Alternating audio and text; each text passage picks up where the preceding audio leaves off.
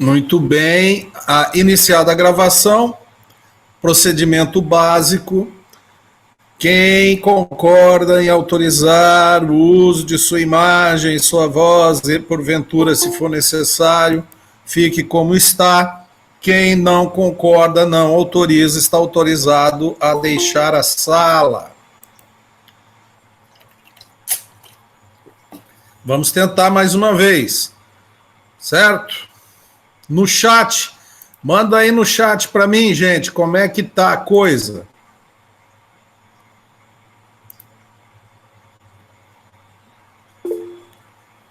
Tá ok? Tá chegando bem o meu som? Estão ouvindo bem? Ótimo, ótimo, ótimo, ótimo. 100%, ótimo, ou 100%. Muito bem, então vamos tentar mais uma vez fazer a minha apresentação que eu preparei para vocês.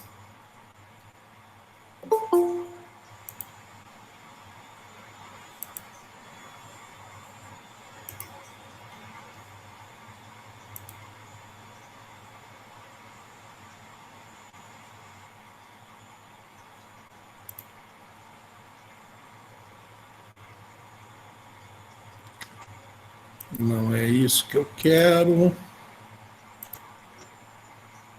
Não é isso que eu quero. Muito bem. Chegou a imagem aí para vocês?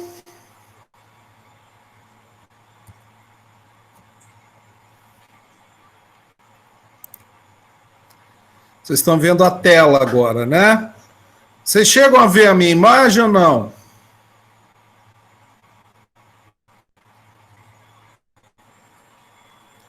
Não vem, só o slide, né? Perfeito. Então, ok.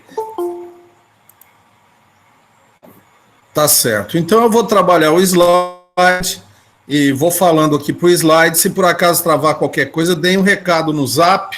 Eu vou ficar com o Zap ligado aqui no celular para acompanhar o feedback de vocês, tá?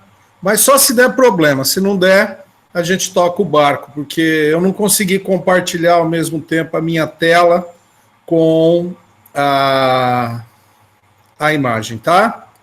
Muito bem. Bom, então hoje nós vamos trabalhar o crédito tributário. No início da aula eu cheguei a dizer para vocês sobre que nós saímos da obrigação tributária e demos um pulão no Código Tributário Nacional, em razão de que os assuntos, eu acredito que são assuntos que vocês não precisam da gente, dos professores mais. São assuntos ligados à obrigação tributária, quem deve pagar, quais são os terceiros envolvidos, a solidariedade, a responsabilidade e tudo, eu acredito que não tem dificuldade. Eu vou passar agora para o crédito tributário e sempre vou dar uma voltadinha na tela para ver. Aí, a Natália estava esperando aqui. Somente o slide, só o slide, né? Muito bem. Então vamos seguir o crédito tributário. O que é o crédito tributário, né? Antes de falar o que é, qual que é o objetivo dessa aula? Nós falarmos sobre o crédito tributário, a ideia, o conceito dele, fecharmos a ideia dele mesmo, como se constitui o crédito tributário, ou seja, como ele nasce, tá? O objetivo da constituição do crédito tributário e a natureza dele. Essa é a nossa primeira tela, tá ok? Perfeito? Ok. Muito bem. Eu costumo fazer uma brincadeira em sala de aula, presencialmente, eu costumo dizer o seguinte, que para o fisco, a obrigação tributária é a lagarta nojenta comendo a folha da planta. É isso.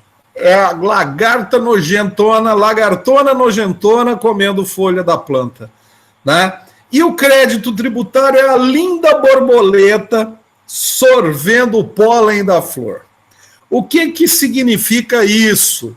O fato da linda borboleta sorvendo o pólen da flor.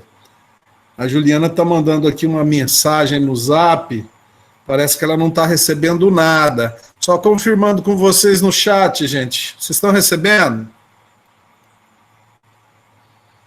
Estão recebendo? Tá certo. Perfeito. Aí, Juliana, o jeito vai ser você ver depois o vídeo quando eu postar no YouTube, tá? Porque de repente é a sua conexão aqui, beleza? Mas, voltando lá na história da linda borboleta sorvendo o pólen da flor.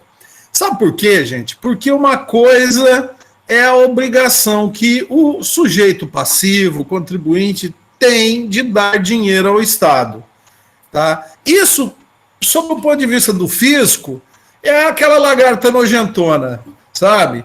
Tá lá, tá comendo a planta e ele não pode fazer nada. Agora, quando existe a metamorfose do crédito tributário, quando nasce o crédito tributário, ele é constituído, o que acontece com a obrigação tributária? A obrigação tributária se transforma no direito do fisco de exigir que o contribuinte cumpra com a obrigação tributária. Vocês percebem que existe uma diferença aí? Uma diferença realmente interessante. Ou seja, não basta ter obrigação de dar dinheiro ao Estado, o contribuinte ter essa obrigação, se não houver instrumentos jurídicos necessários para que o fisco possa exigir o cumprimento dessa obrigação. Ficou claro essa metamorfose, gente?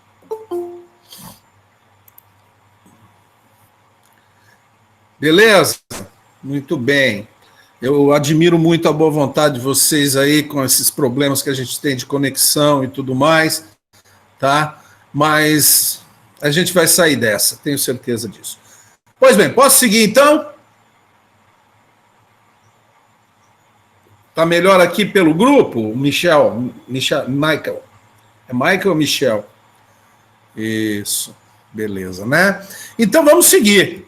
Vamos seguir aqui com a nossa apresentação. Entenderam, então, a metamorfose, né? Mas como é que se dá essa metamorfose? Essa metamorfose, ela se dá quando ocorre esse esqueminha aí.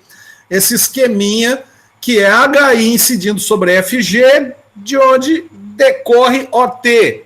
OT fica esperando L para que surja CT. A partir do surgimento do CT, nós temos, então, como consequência, a CDA e, finalmente, EF, tá? A ideia, a intenção dessa aula de hoje é tentar esclarecer todos esses passos e, como vocês se lembram bem,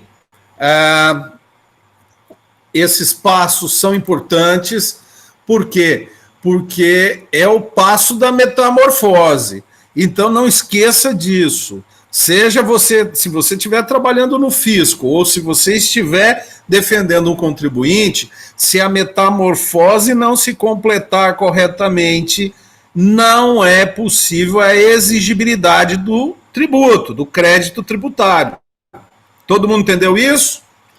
Né? É o pulo do gato, isso é questão que você tem que pegar, tá bom? Então vamos trabalhar calmamente agora esse esquema HI, FG, OT, L, CT, CDA e EF, tá? Vamos começar com HI, e HI nós já estudamos bastante na aula passada. Na aula passada, nós estudamos muito bem a nossa querida hipótese de incidência, que eu alertei vocês que em muitos casos, quando você está lendo a legislação tributária, a legislação chama isso de fato gerador, tá? Então, preste bem atenção. Quando existe uma situação descrita em lei, ou seja, letra preta no papel branco, recortada pelo legislador, entre inúmeros fatos no mundo dos fenômenos, e são fatos de riqueza, como nós estudamos nos índices de tributação, nós temos a hipótese de incidência. Esse é um elemento fundamental. Lembrando lá no artigo 150, não pode haver imposto, nem taxa, nem contribuição de melhoria, nem empréstimo compulsório, nem contribuições para fiscais, sem lei que o estabeleça. Então, o primeiro passo é justamente a hipótese de incidência, né? Qual que é o segundo passo? O segundo passo é a ocorrência no mundo fenomênico do fato gerador. Gente, só aguardando aqui, tá ouvindo som, imagem, tá chegando bem, gente? Só fica aguardando um pouquinho aqui. Ótimo, sim. Muito bem, beleza, obrigado, hein? Então vamos dar sequência, tá? Então, o próximo passo, né, como nós vimos, a hipótese de incidência, que é a norma, a letra da lei, o enunciado normativo, ele precisa incidir sobre o fato gerador mesmo, o que nós chamamos de fato imponível, lembra disso? Né? O fato sobre o qual vai cair a imposição tributária. O fato gerador é, portanto, a ocorrência no mundo concreto, tá? Que em si traz à tona o nascimento do respectivo ônus para o contribuinte. O nascimento do respectivo ônus, nós já vimos, é obrigação tributária, né? Fica bem evidenciado que a lei deve descrever claramente as situações que devem ocorrer na vida real. Ela não pode ser genérica, tá? Tipo, vou dar um exemplo aqui. Ter renda, ponto. Peraí, o que é renda? Confunde-se com lucro, apuração, resultado de balanço, salário é renda, aposentadoria é renda. Se eu ganhei na loteria esportiva, isso é renda, tá? Ou seja, o fato gerador precisa estar bem descrito, e isso vocês vão ver lá no Código Tributário, essa descrição. Tá ok? Estou mudando de tela. E agora nós passamos, portanto, incidência. A hipótese de incidência está na lei. Ocorre no mundo concreto o fato, houve a incidência, surge a obrigação tributária e, como nós vimos na aula passada, ela pode ser principal ou acessória. Tá? Ou deveres instrumentais. Quem se lembra dos deveres instrumentais, né? Aquelas obrigações decorrentes da legislação tributária que estão em busca de arrecadação, né? Então, nós temos aí a obrigação tributária, né? Que surge ou principal ou acessória. E o que é a obrigação tributária? É um vínculo jurídico que vai unir o credor, que é o sujeito ativo, o fisco, normalmente o fisco, né? Porque também tem o INSS, que é uma autarquia federal, tá? Mas ela figura como fisco também. E o devedor, que é o sujeito passivo para o pagamento do quê? Do tributo. Ficou faltando aqui alguma coisa no meu slide, tá? Vou passar então para a próxima tela. Muito bem, agora nós chegamos no núcleo da aula de hoje, o que eu quero deixar melhor trabalhado para vocês, tá? Que é o lançamento. Isso é novo, isso pelo menos até em aula eu não falei nada disso sobre o lançamento. Alguém já tinha ouvido falar de lançamento? Dá um feedback no chat, por favor. Estou aguardando aqui. Lawane nunca ouviu falar, né? Muito bem. Também não ouviu. Também não, muito bem. Né? Então, vamos dar sequência, né? Gente, esse é um dos momentos mais importantes para você entender o direito tributário. É entender o que é esse lance aí, essa onça, que é o lançamento. O que é o lançamento? O artigo 142 do Código Tributário Nacional, ele diz assim, ó, compete privativamente à autoridade administrativa.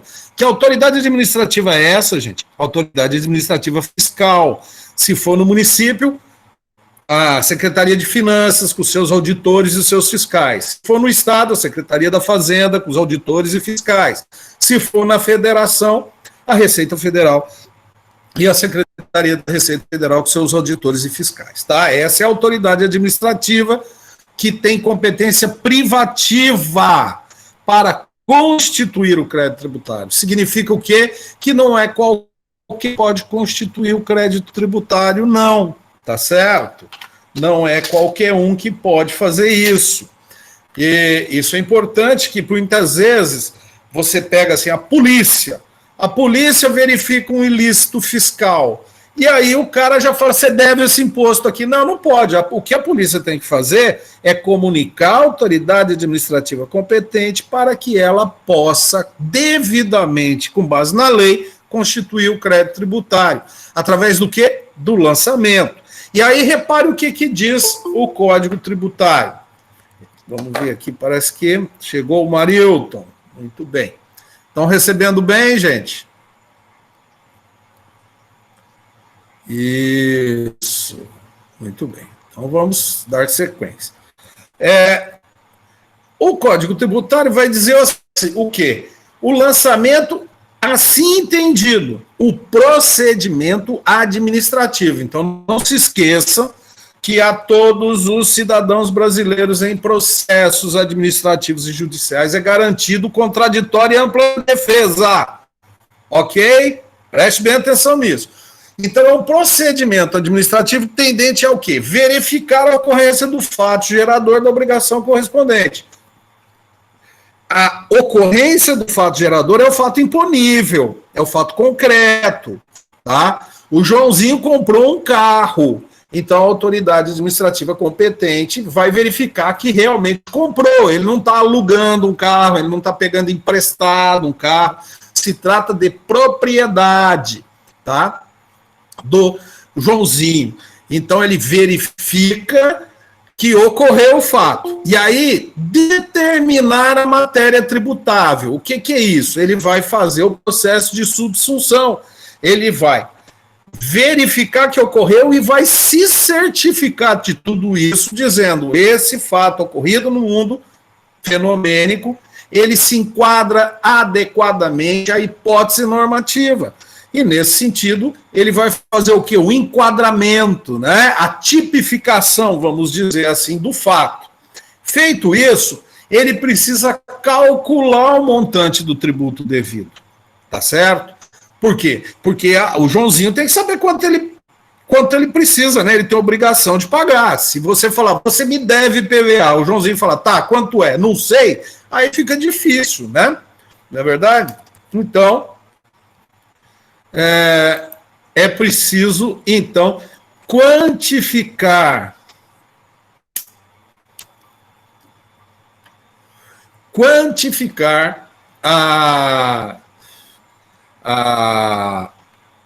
o tamanho da obrigação, né? Transformar, lembra que o tributo é em moeda, o valor que nela se possa exprimir? Então tem que quantificar isso, montante do tributo devido, identificar o sujeito passivo também. Então repare bem, se você parar para pensar, deixa eu só concluir aqui, identificar o sujeito passivo é o quê? Dizer quem tem a obrigação de pagar e finalmente, se for o caso, dizer que existe uma penalidade cabível e propor a aplicação dessa penalidade, ok? Então, repare muito bem, o lançamento, para você guardar na cabeça, e toda vez que você estiver trabalhando nessa área, você não esquecer disso. Sabe a denúncia no processo penal? Sabe a petição inicial no processo civil? Tá certo? O lançamento é isso no campo tributário.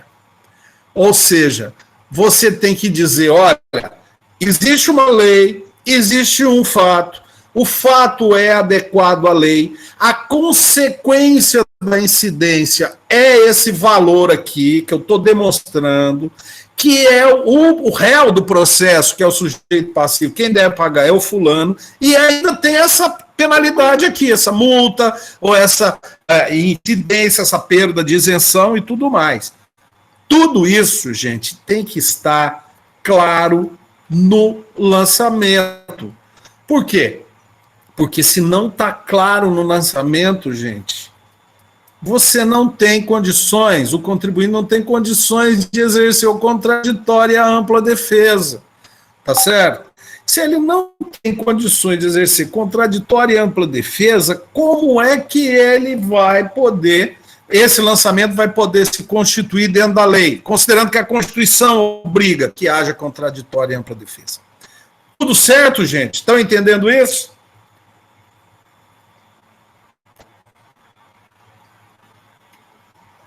Muito bem.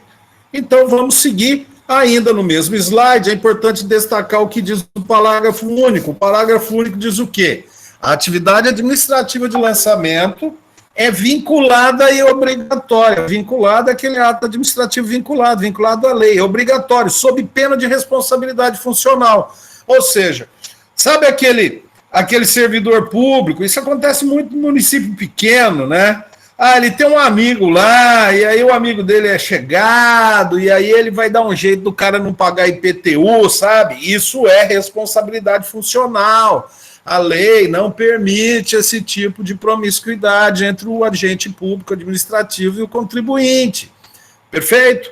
Tá claro? Vou mudar de slide, então. Posso mudar? Muito bem.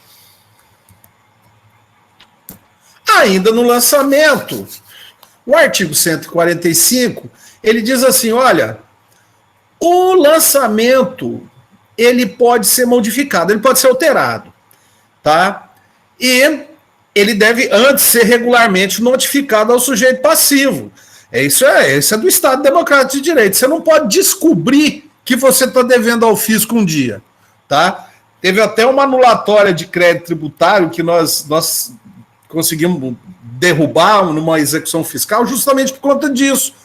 Os caras lá da Receita Federal de Palmas vieram 3 vezes aqui em Gurupi intimar o contribuinte, notificar o contribuinte, e o contribuinte não estava em casa. Eles ficaram com preguiça. Sabe o que eles fizeram? Eles publicaram um edital lá na Receita Federal em Palmas, lá no ambiente administrativo mesmo, dizendo que ele estava notificado do lançamento, e aí constituíram o crédito tributário e entrar com a execução fiscal. Nós, na defesa, entramos com a anulatória dizendo que esse crédito tributário não estava regularmente constituído, justamente por quê? Porque o contribuinte descobriu que estava devendo ao fisco já na fase de execução fiscal. Não pode, tá? E obtivemos êxito, né? O juiz anulou todo o procedimento justamente por conta disso, tá? Mas o lançamento pode ser alterado, sim. Pode ser alterado de que maneira? Preciso primeiro, através de impugnação do sujeito passivo. Essa é a contestação do direito tributário. E agora vem uma coisa que eu vou falar para vocês. O direito tributário ele é interessante, por quê? Porque ele tem o dobro de esferas jurisdicionais que tem o direito comum. Ele tem mesmo. Por quê? Porque todo o processo de lançamento, que corre administrativamente, ele tem que dar oportunidade ao contraditório e ampla defesa, com os recursos a eles inerentes. Então, você tem 3 esferas de julgamento no município, no estado e na federação, na União. Tá? No município, nós temos o lançamento é feito pelo agente de fiscalização e o contribuinte pode recorrer ao auditor fiscal ou ao diretor da Receita, conforme o Código Tributário do município. Feito isso, o diretor vai dar uma decisão e ainda tem recurso para o Conselho Municipal de Contribuintes. Eu não sei se eu já falei isso para vocês, mas existe o Conselho Municipal de Contribuintes, que é formado por agentes do fisco e contribuintes, são indicados pelo prefeito, nomeados, e eles exercem jurisdição, é como se fosse o Supremo Tribunal Federal no município. Nos estados acontece a mesma coisa, só que tem o Conselho Estadual de Contribuintes. E na federação, na União, nós temos o famoso CARF, Conselho Administrativo de Recursos Fiscais, esses vocês já ouviram falar, tá? Então essa impugnação, ela segue todo esse caminho. Aí você chega para mim e fala assim, professor, se por acaso o contribuinte, olha gente, qualquer pergunta põe no chat aqui, que eu estou alterando entre a minha tela e o chat direto, tá bom?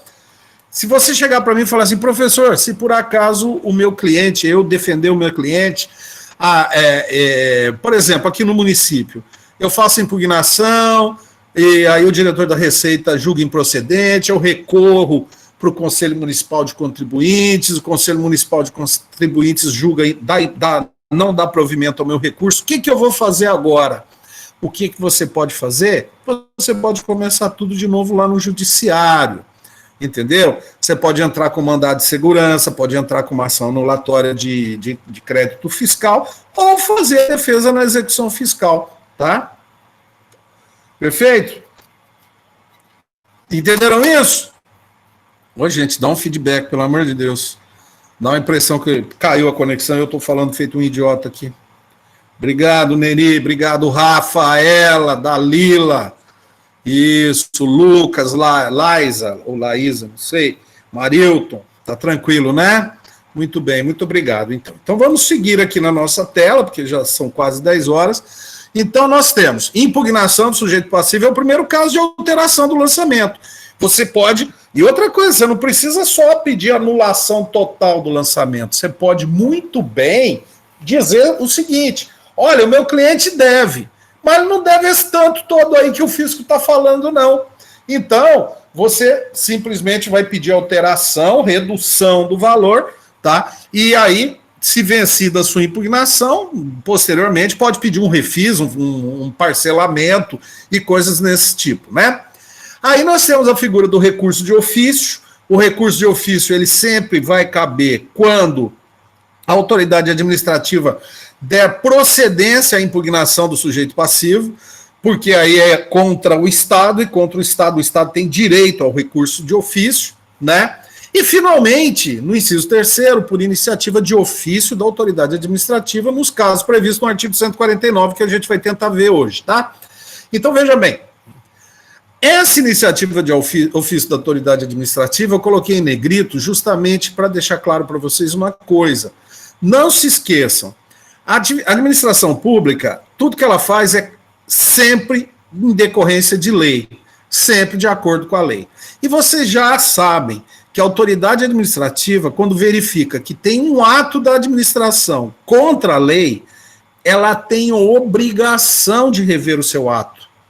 Por isso que eu costumo dizer que a advocacia pública, ser procurador de município, de estado, procurador da fazenda, procurador de várias estruturas administrativas, é muito gostoso.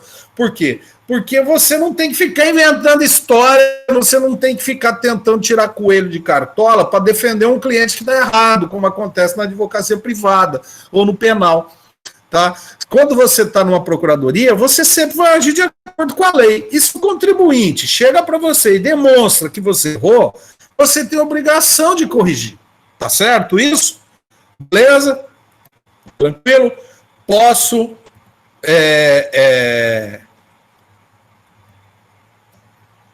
caminhar, então? Vou mudar a tela, hein? Muito bem. Artigo 147, tá?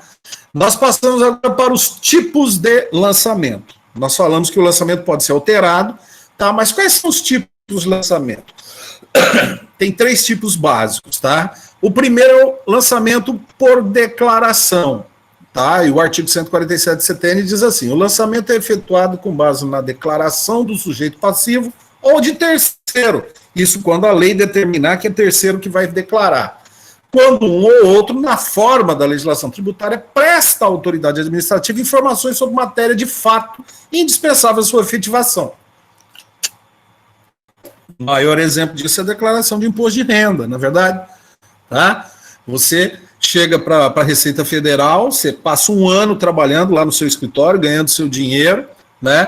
Você passa o ano todinho. Aí você chega na época da declaração do imposto de renda, você fala assim: olha, Receita Federal, eu ganhei aqui R$1 milhão no ano passado no meu escritório. Só que eu gastei com isso, paguei aquilo, tive secretária, blá, energia, água, aluguel, e coloca lá, faz o seu livro caixa, demonstra qual foi a sua renda efetiva, e aí você fazendo essa declaração, você já até consegue extrair a guia DARF para recolher o imposto de renda devido. Tá certo? Também existe, no caso do imposto de importação, a declaração de importação. O importador, a autoridade administrativa está lá no porto, ela não tem condição. Ei, mas eu queria levar vocês no Porto de Santos, viu? Ô, vontade que eu tenho. Né? A autoridade lá na alfândega, ela não tem condição de olhar tudo aquele milhão, aquele monte de containers, aqueles navios imensos descendo mercadoria o tempo todo. Então, o que acontece? O despachante aduaneiro, que é o cara que trabalha nas docas, lá na alfândega, ele chega com a declaração de importação, tá? E nesse momento da entrega da declaração de importação é o momento do nascimento da obrigação tributária de pagar o imposto de importação, tá certo? Então, repare, esse é um tipo de lançamento que quem faz tudo é o sujeito passivo. É evidente que você não pode declarar o que você bem entender, tá certo? Por exemplo, eu lembrei de um outro exemplo agora, do ITR. Vocês estão recebendo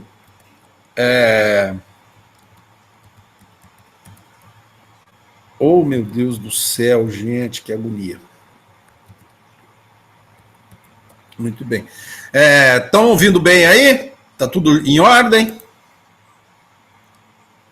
Tá tudo beleza? Tudo ok, Rafaela. Obrigado, Marilton. Tá.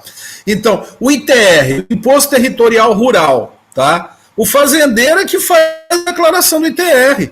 Ele fala quanto ele tem de terra, quanto ele tem de pasto, quanto ele tem de estrada, quanto ele tem de represa. Ele vai dando todas as informações no sisteminha de declaração do ITR, para chegar no valor da terra nua e para pagar o ITR, tá certo? Entendeu? Só que, veja bem, como é que a Receita vai poder conferir essas informações, tá certo? Através da chamada malha fina, né? A Receita sempre vai poder chegar naquela declaração e falar assim, não, eu quero que você comprove isso que você declarou para mim, tá ok? Beleza? Então vamos adiantar a nossa tela agora para o lançamento de ofício. Ao contrário do lançamento por declaração, que é o contribuinte que faz tudo, no lançamento de ofício, quem faz tudo é o fisco. Então tá lá, o lançamento efetuado e revisto de ofício pela autoridade administrativa nos seguintes casos. Primeiro caso, quando a lei determina.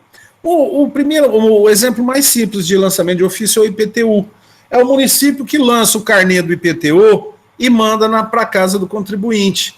É ele que faz todo o procedimento de lançamento. Ele sabe pelo mapa da cidade onde o Joãozinho tem uma casa, ele quantifica o IPTU aplicando o valor da planta de valor, a alíquota sobre a base de cálculo que está na planta de valores, ele identifica o proprietário, que é o Joãozinho, ele emite o documento, que é o carnê do IPTU, ou o boleto do IPTU, conforme o caso, e encaminha para o Joãozinho. Cumpre ao Joãozinho pagar o IPTU ou impugnar, né? Se ele não concorda com o lançamento, lembrando que ele sempre tem o direito de impugnar o lançamento.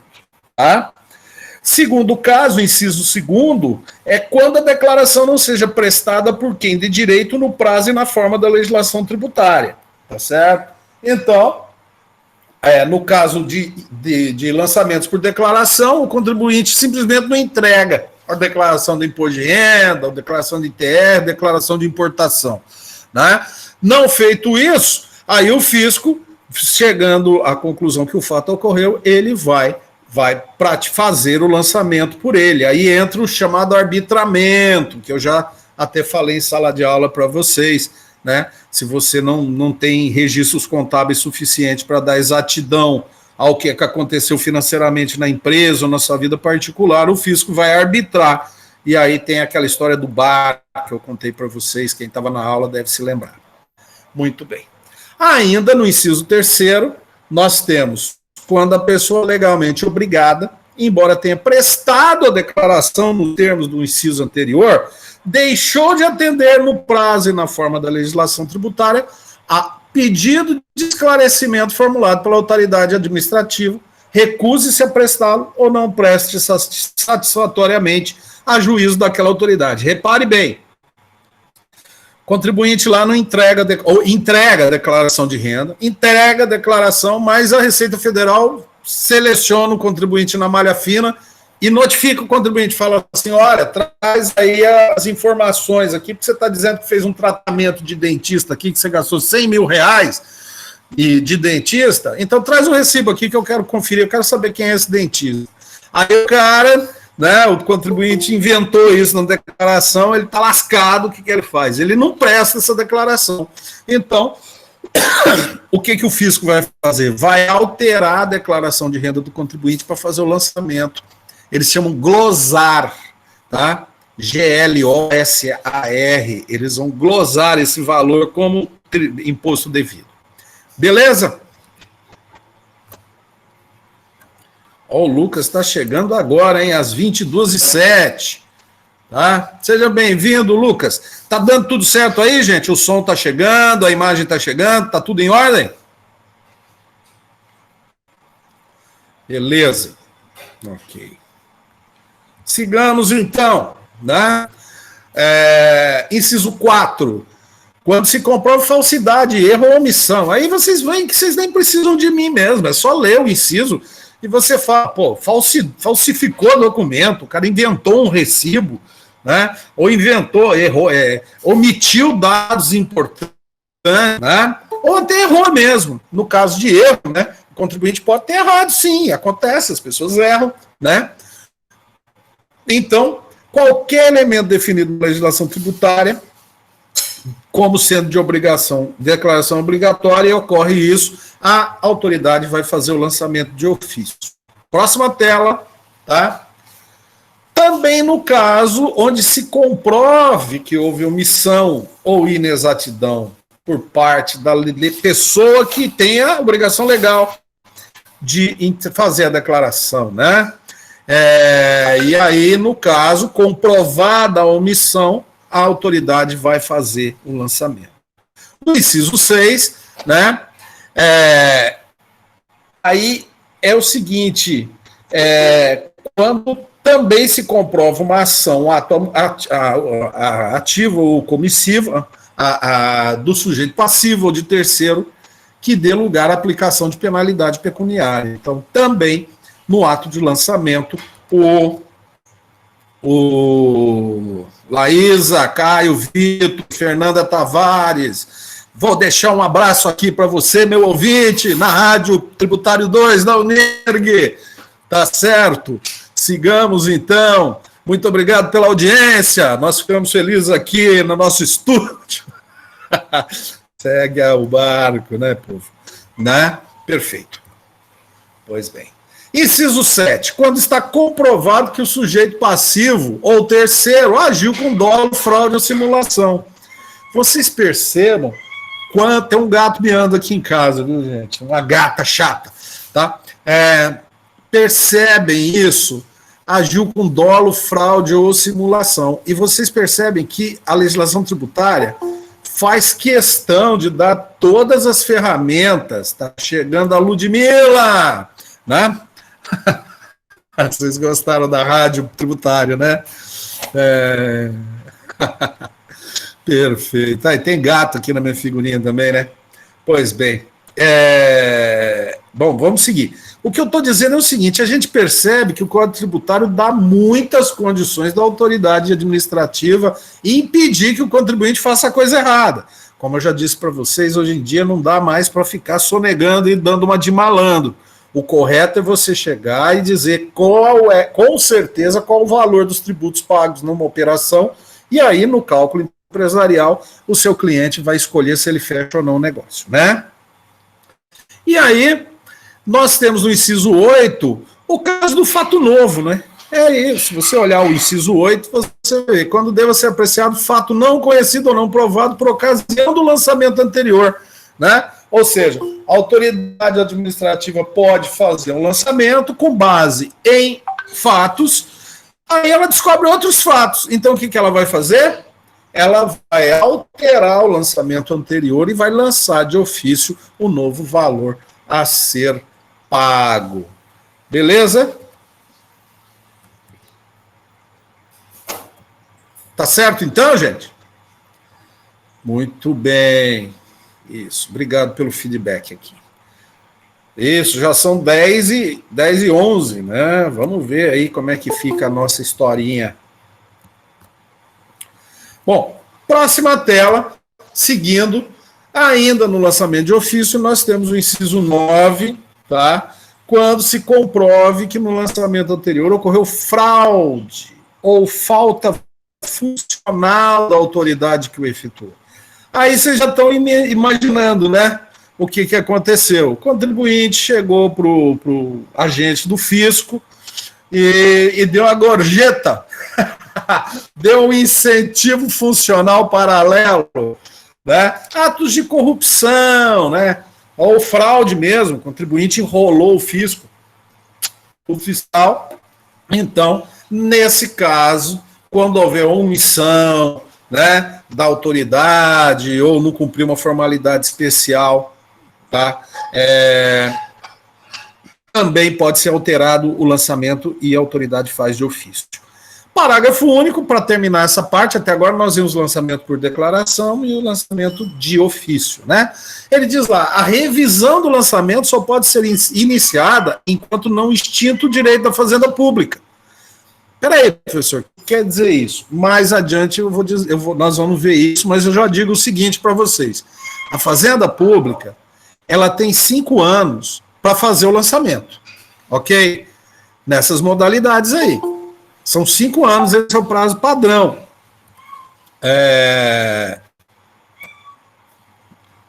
Cristiana está chegando agora também.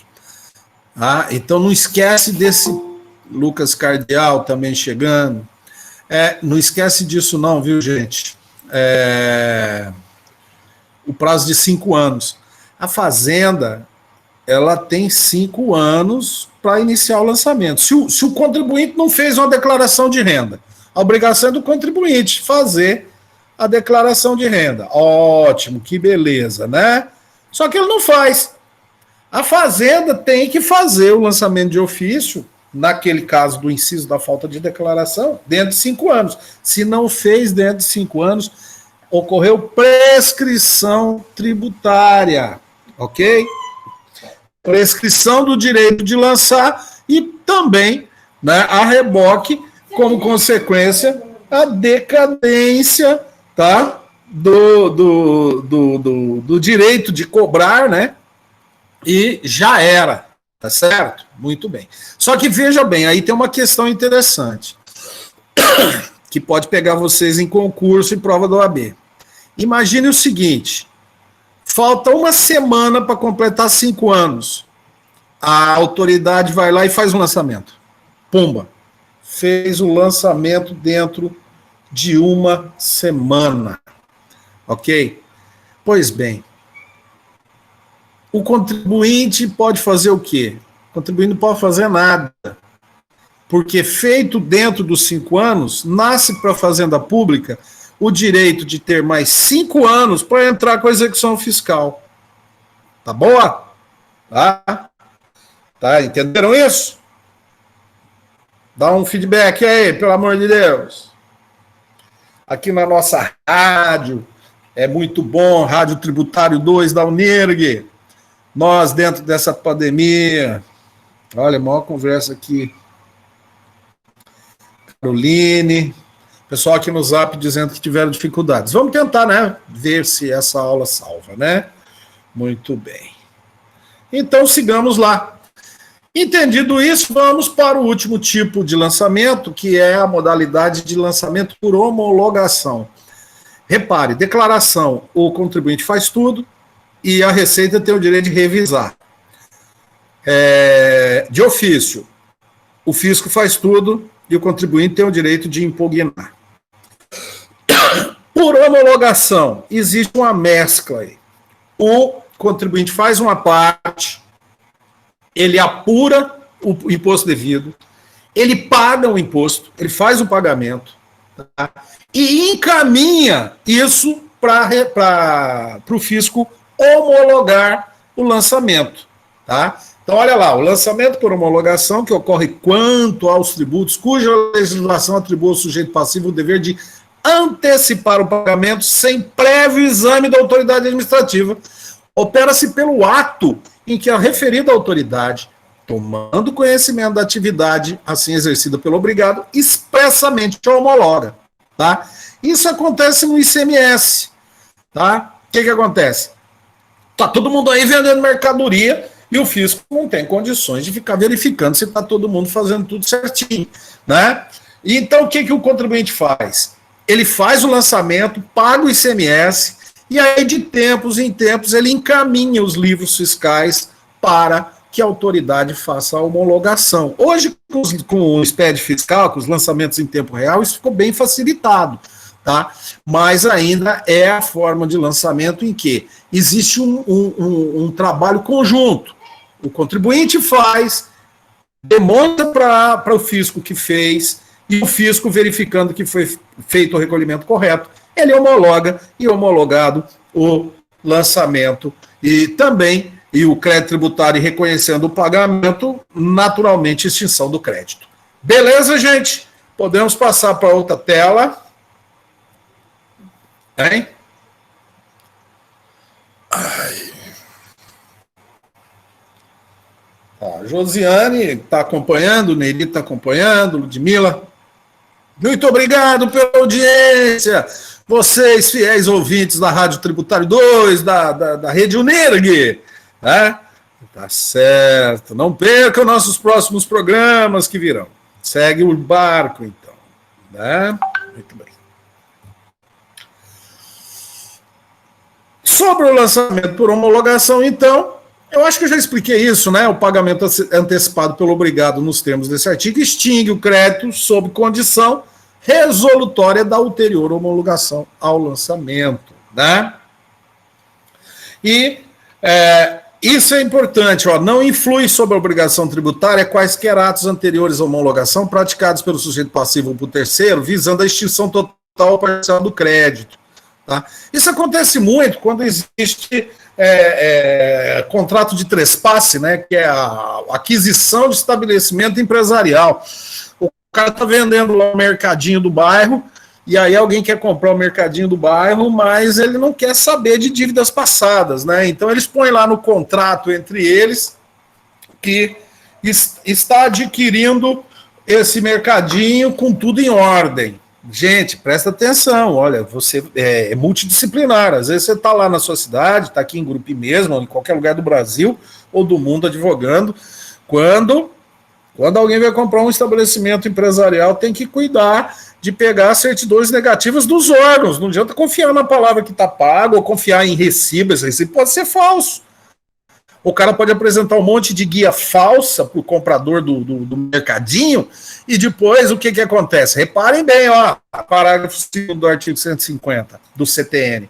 Não influem sobre a obrigação tributária quaisquer atos anteriores à homologação, praticados pelo sujeito passivo ou por terceiro, visando a extinção total. Só o que extingue o crédito tributário é a homologação, certo?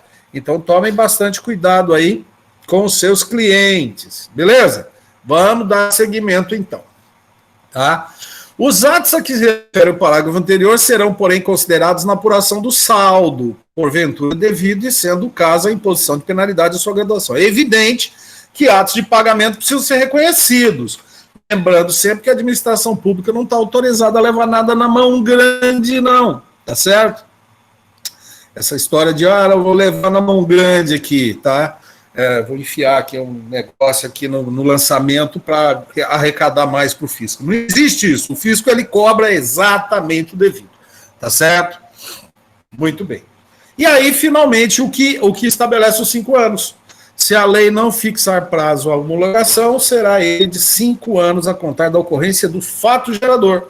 Fato concreto, fato impunível, tá? Expirado esse prazo sem que a Fazenda Pública se tenha pronunciado, considera-se homologado o lançamento e definitivamente extinto o crédito, salvo se comprovada o dolo, fraude, simulação. Evidente, né? Acho que aí não é de grande dificuldade para o entendimento. Tudo bem? Todo mundo acompanhando, gente?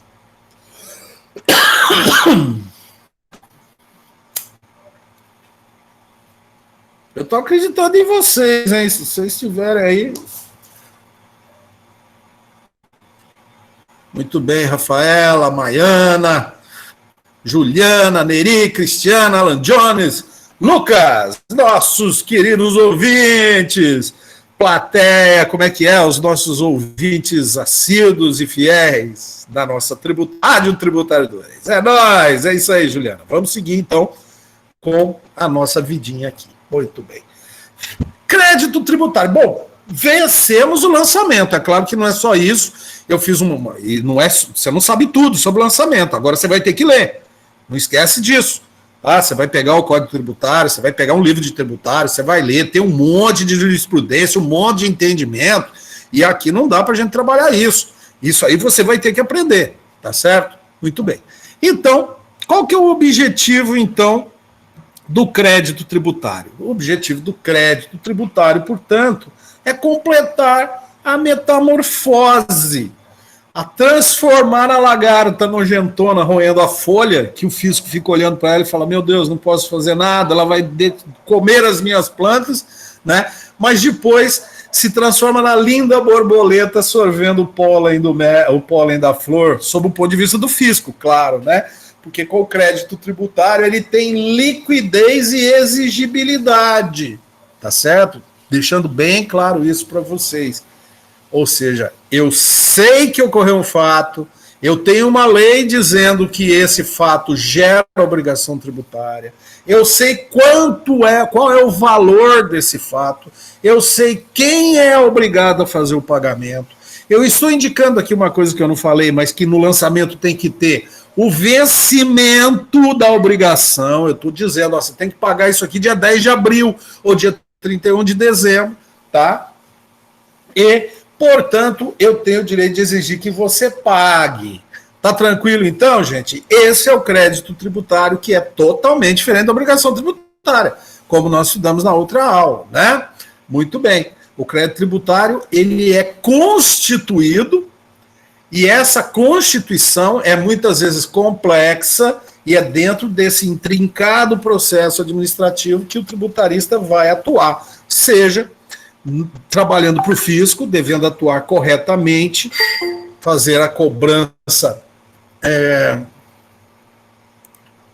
correta, e Laiane pediu para entrar, né, fazendo a cobrança correta, e se você tiver defendendo o contribuinte, é onde você vai dizer, essa cobrança é incorreta, vai denunciar, vai indicar onde está incorreto, tá? Então, ó, esquece esse negócio que muitas vezes o penalista, o cara é culpado, mas o penalista consegue tirar ele da cadeia, livrar ele da cadeia, tá? No tributário, acontece, não vou dizer que não acontece o cara dever e você conseguir salvar ele do pagamento, mas, assim, na grande maioria das vezes você vai discutir valores, você vai discutir outras coisas, tá? Mas acontece sem dúvida nenhuma isso. Tá? Perfeito? Então vamos dar seguimento. Próxima tela, então. Constituído devidamente o crédito tributário, nós chegamos finalmente nela, na famosíssima CDA, Certidão de Dívida Ativa. O que é uma certidão de dívida ativa? Sabe a execução da nota promissória, do cheque, da letra de câmbio, do título executivo extrajudicial? Pois bem, a CDA é o título executivo extrajudicial, que vai dar, é uma declaração da autoridade administrativa que agiu completamente dentro da lei, vai garantir segurança jurídica ao juiz para mandar o contribuinte pagar a sua pena de penhora. Ou seja, a CDA é que dá execuibilidade, tá? Enquanto o crédito, preste bem atenção, isso é peguinha, hein? O crédito tributário dá exigibilidade, sem a CDA não tem execuibilidade. O fisco, olha só, um fisco trapalhão, fez tudo certinho no lançamento, chegou à conclusão, eu constituí o crédito tributário, vou entrar com a execução fiscal, mas não emitiu a CDA, não emitiu a certidão de dívida ativa. Você já viu execução sem título? Sem título não rola, né, gente? Sem título. Exatamente, Ana Paula. A pergunta da Ana Paula é muito interessante, né? É na CDA mesmo, como existe lá no nosso lá no direito civil, né? No caso, a CDA que estariam boa parte das defesas, análise de decadência, prescrição. Sim, boa parte. Se você não fizer isso lá no processo de lançamento, lembrando que o processo de lançamento, todo ele tem que ter contraditória e ampla defesa. O fisco não pode agir como uma polícia secreta que vai dar um bote em cima do contribuinte. Isso não pode, porque o contribuinte que está financiando o fisco, né? Então, mas realmente uma CDA defeituosa, tá? Não só questão de decadência e prescrição, mas também defeito na CDA. Eu já vi, quando eu advogava, eu vi CDAs horrorosas, né? CDAs incrivelmente horrorosas. Não sei se eu contei para vocês, um dia chegou um cara no meu escritório, ele tinha um débito fiscal de 11 milhões quanto o Estado. Um Estado aí, não era do Tocantins, não. Ele falou para mim, doutor, o senhor me salva, porque senão eu vou matar esse procurador do Estado. Eu falei, calma, meu senhor, né? 11 milhões. Eu fui analisar o processo, tinha uma CDA ali, estava assim, multa, 4 milhões e meio, ponto. Peraí, multa pelo quê? Qual é o fato gerador dessa multa? Qual é a penalidade? Qual a obrigação acessória o meu contribuinte não fez?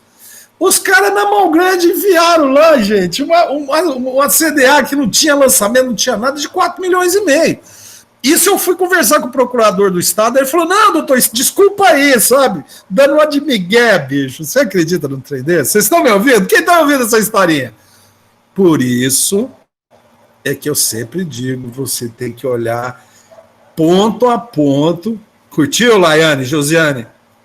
Neri, Ludmila, Alan Jones, Dalira, Marilton, Ronilson, Juliana, nossos queridos ouvintes, prestem atenção. Caiu um problema tributário na sua mão, você vai analisar o processo de lançamento com olhos de águia e lá no final a cerejinha do bolo é a CDA. A CDA ela tem que ter os elementos que dão certeza para a exigibilidade. Estão gostando da aula, gente? Bacana, viu? A Juliana falando, tem uns que querem dar despertinhos. Muito bem, vamos torcer para essa aula ter sido gravada, né? Vamos passar, então, para a próxima tela, não é isso? Muito bem. Finalmente, o EF vocês já devem ter deduzido que é a execução fiscal, né?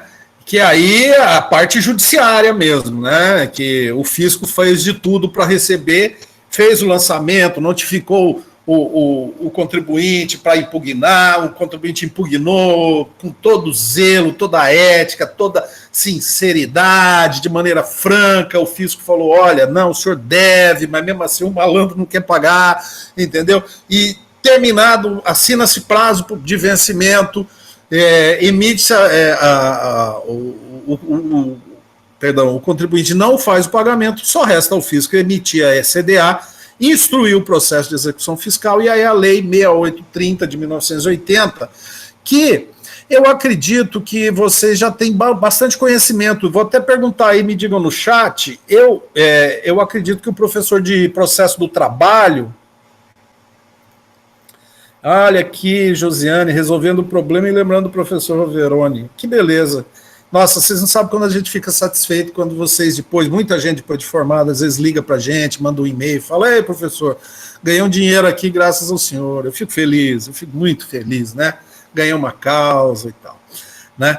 Então, gente, eu vou perguntar aqui no chat para vocês o seguinte, professor de processo do trabalho, porque a execução no processo do trabalho, ela utiliza a Lei 6.830, a Lei das Execuções Fiscais. Ligar pedindo dinheiro, ligar pedindo dinheiro para o professor é bem marca furada, Michael. Ou Michael, eu nunca lembro, né? Beleza. Que bom, né? Tá até parecendo uma aula presencial, né? De fato, a gente está presente, a gente só está desconectado, né? Não está um olhando para a cara do outro. Se os recursos tecnológicos, a nossa conexão fosse melhor, a gente podia até estar um olhando para a cara do outro, né? Não, distante não diria que a gente está distante, não. A gente só... tudo passa. Ana Paula, prescrição intercorrente nas execuções fiscais sob a suspensão da prescrição. Ana Paula, nós já somos 10h30 agora. Eu gostaria, assim, prescrição intercorrente é aquela coisa de que há atos que suspendem a prescrição. e atos que interrompem essa suspensão, tá? Você me lembra, Ana Paula, por favor, porque realmente é brincadeira, viu? Hoje eu estava corrigindo TCC, tive que parar para ir num treinamento. A universidade está contratando um novo serviço para o NPJ e para o curso de Direito, que parece que é bem melhor que o SEI, tá? Não me deixe esquecer, não, tá? Ou vocês mesmos podem fazer a pesquisa, a gente vai falando no grupo do Zap durante a semana, tá? Vocês já têm condições, eu falo nisso, vocês têm muita insegurança, mas eu boto fé em você, tá? Em vocês, em todos vocês, e tente ler alguma coisa, poste lá no grupo, e se for o caso, tá? Você viu a plataforma, Laiane? Eu achei bacanuda mesmo. Achei muito legal. Tá bom, gente? Então vamos dar sequência aqui, né? A nossa a lei de execução fiscal. Então eu vou remeter à leitura, onde ela tem as garantias do fisco. É evidente que o fisco tem que ter garantias, tem crédito privilegiado, né? Uma empresa quebra, de repente vem lá um credor pignoratício qualquer lá, um fornecedor, e é o direito empresarial, né? O cara corre risco mesmo, né? A empresa quebra primeiro os trabalhadores, depois o fisco, trabalhadores até certo limite, depois o fisco. Vocês estudaram bem isso na lei de falências, inclusive. Tá certo? Muito bem. Então vamos seguir. Qual que é a próxima tela? É um resumo de um quadro que parecia confuso no início da aula, que é o quadro da metamorfose, né? Ou a hipótese de incidência, previsão prévia na lei, no enunciado normativo, uma lei constitucional válida, ocorre o fato gerador, ocorre a incidência, a consequência disso, o nascimento da obrigação tributária. A obrigação tributária fica dependendo do lançamento para ser constituído o crédito tributário. Constituído o crédito tributário, se não houver pagamento, expede-se a CDA, a certidão de dívida ativa, e parte-se para a execução fiscal. Esse é o caminho do crédito tributário, que é fundamental para que a gente entenda, para a gente poder trabalhar na área tributária e possa trabalhar com eficiência. E sempre lembrando, a gente precisa estabelecer uma relação de sanidade, né? De sanidade entre fisco e contribuinte. Isso, aceitei a Nathalie. Muito bem. Ela estava no recreio, a Nathalie, né? Tá bom. Né? Pois bem, então, como eu sempre digo, tem que haver uma relação de sanidade mental entre fisco e contribuinte. O contribuinte sabe que precisa pagar, sabe que o Estado, se não for financiado, não presta. E o Estado precisa tratar o contribuinte com respeito. É basicamente isso que a gente precisa, né? Estabelecer essa relação, uma relação de comportamento são entre as partes, né? Muito bem, chegamos, portanto, ao fim. Um fim, né, que eu sempre deixo a pergunta, que vocês sabem muito bem, que é o fim, que na verdade é um começo, né? É só o começo Vou parar a apresentação aqui agora, beleza? Ok? É só um começo, são 22h35, eu acho que a gente foi até rápido, né? A gente conseguiu caminhar e fica agora 36 alunos na sala. Eu estou me sentindo honrado, e ainda mais o Caio aqui agradecendo. Eu fico muito feliz mesmo. Vale a pena essa dor nas costas que a gente está sentindo, vale a pena tudo isso para a gente mostrar que não é à toa que nós somos o primeiro do estado, né? Gostaram mesmo, gente? Muito obrigado, realmente. Eu fico muito feliz de estar com vocês aqui. E é aquela história, né? Você não pode falar mal. O que eu falei mal da turma de vocês, né, no período, uma turma bagunçada, mas vocês não podem estar juntos, né? Vocês não podem estar juntos. Vocês separados são realmente sensacionais, vocês são adoráveis. E vamos nessa, né? Tá bom? Eu vou encerrar a gravação agora, vou ver como é que fica esse vídeo e vou postar no YouTube para quem não teve oportunidade. Obrigado, gente. Obrigado, queridos ouvintes da Rádio Tributário 2, da Unirg. Na próxima semana estaremos aqui de novo. Contamos com sua audiência, tá certo? Muito obrigado, Caio, Ana Paula, Aline, Marilton, desconhecido, que deve ser Ana Flávia, o Pedro Lucas, a Rafaela, a Juliana, Michael, Neri, Laísa, Pedro Lucas, Laiane, maravilhosos. Eu adoro vocês e espero que a gente saia logo dessa, tá bom? Todos fiquem com Deus e uma ótima sexta-feira para todos. Estou interrompendo a gravação agora.